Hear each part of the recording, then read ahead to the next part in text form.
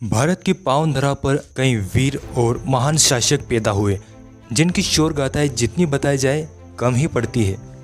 एक ऐसे महान शासक और योद्धा थे राणा कुंभा, जिन्हें महाराणा कुंभकर्ण भी कहते हैं। ऐसा कहते हैं कि राणा कुंभा ने अपने जीवन में एक भी युद्ध नहीं हारा। उन्होंने मेवाड़ के 32 किलों का निर्माण करवाया और उनका स्थापत्य युग स्वर्णकाल के नाम से जाना जाता है। आज हम इस वीडियो में राणा कुंभा के बारे में जानेंगे।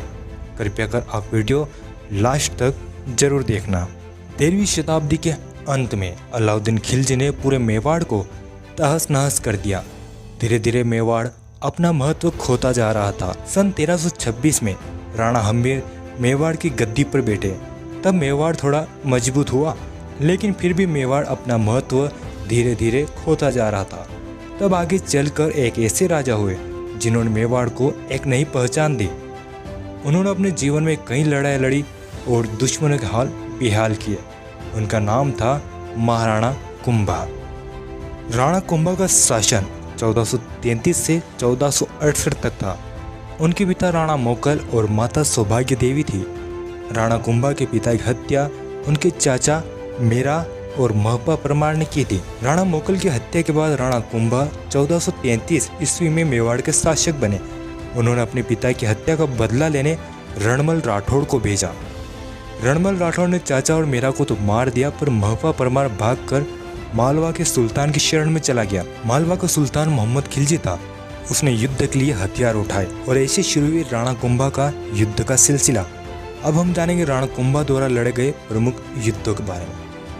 राणा कुंभा द्वारा लड़े गए युद्ध। सारंगपुर का युद्ध 1437। जब महपा परमार मोहम्मद खिलजी की शरण में गया, तब खिलजी और राणा कुंभा के मध्य युद्ध हुआ। यह युद्ध सन 1437 ईस्वी में हुआ, जिसे सारंगपुर के युद्ध के नाम से जानते हैं। राणा कुंभा ने इस युद्ध में मोहम्मद खिलजी को बुरी तरह हराया। इस विजय के उपलक्ष्य में राणा कुंभा ने चित्तौड़ में विजय स्तंभ का निर्माण कराया। कुंभलगढ़ पर आक्रमण। सारंगपुर की हार के बाद मोहम्मद खिलजी ने 1442 ईस्वी में कुंभलगढ़ पर आक्रमण कर दिया। तब राणा कुंभा बूंदी से वापस चित्तौड़गढ़ लौट आए और पुनः मोहम्मद खिलजी और राणा सांगा के मध्य युद्ध हुआ। इस लड़ाई में राणा सांगा ने मोहम्मद खिलजी को हराकर मांडू भेज दिया। मोहम्मद खिलजी को लगा कि राणा कुंभा को हराना आसान नहीं, लेकिन वह मेवाड़ के समीपवर्ती दुर्गों पर विजय प्राप्त कर सकता है। यही सोच उसने सन 1444 ईस्वी में गागरोन दुर्ग पर आक्रमण किया।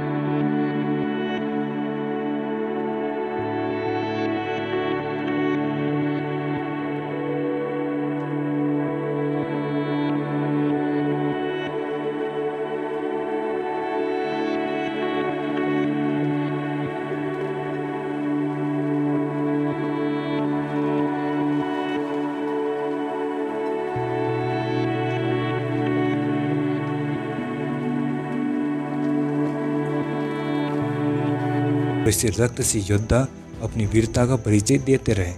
लेखक बेले ने इस युद्ध में महाराणा कुंभा की पराजय बताई, किंतु गौरीशंकर ओझा और हरिबिलास शारदा ने इस युद्ध में महाराणा कुंभा को विजय बताई। हालांकि राणा कुंभा के अधिकार से उनके कई राज्य निकल गए थे। गुजरात के शासक मोहम्मद बेगड़ा और मोहम्मद खिलजी के बीच शत्रुता थी। इस कारण से राणा कुंभा को यह मौका मिल गया कि उन्होंने अपने खोए हुए राज्य पुनः जीत लिया। राणा कुंभा ने मेवाड़ की 84 किलो में से 32 किलो का निर्माण करवाया। कुंभलगढ़ की 38 किलोमीटर लंबी दीवार का निर्माण कुंभा ने ही करवाया और कुंभलगढ़ का किला राजस्थान का सबसे ऊंचा किला भी है। इसकी ऊंचाई 1075 मीटर है। राणा कुंभा ने चित्तौड़ में 37 मीटर ऊंचे 9 मंजिला टावर का निर्माण किया, जिसे हम विजय स्तंभ अथवा विजय की मीनार के रूप में जानते हैं। इस स्तंभ में हिंदू देवी देवताओं की मूर्तियां है और इसमें ही रामायण और महाभारत के दृश्य फिल्माए गए हैं। कुंभा कला और संगीत के क्षेत्र में भी अच्छे थे। वे स्वयं वीणा बजाते थे और अपने दरबार में कलाकारों को संरक्षण देते। उन्होंने संगीत राज, संगीत मीमांसा, फुड़ प्रबंध ग्रंथ लिखे। संगीत राज की रचना 1509 में चित्तौड़ में की गई थी। यह ग्रंथ 5 उल्लास में बटा है: पद रत्न कोश, गीत रत्न कोश, वाद्य रत्न कोश, नृत्य रत्न कोश एवं 80 परीक्षण। राणा कुंभा ने कामशास्त्र संबंधित कामराज रतिसार ग्रंथ लिखा। राणा कुंभा ने कई दुर्ग और तालाब बनवाए, लेकिन एक दुखद बात यह रही कि मेवाड़ का कुंभ कहे जाने वाले राणा कुंभा की हत्या उनके बेटे उदासी ने कर दी और इस तरह मेवाड़ का एक ऐसा राजा जो कभी युद्ध न हारा, राणा कुंभा, वे अपने पुत्र के हाथों ही मारे गए। उम्मीद है दोस्तों आपको वीडियो पसंद आया होगा। इस वीडियो को लाइक कर आप हमारा मनोबल बढ़ा सकते हैं। आप कमेंट में बता सकते हैं कि आप किस टॉपिक पर वीडियो चाहते हैं। हमारे चैनल सब्सक्राइब कर और नोटिफिकेशन चालू कर लीजिए। आपका कीमती समय देकर ये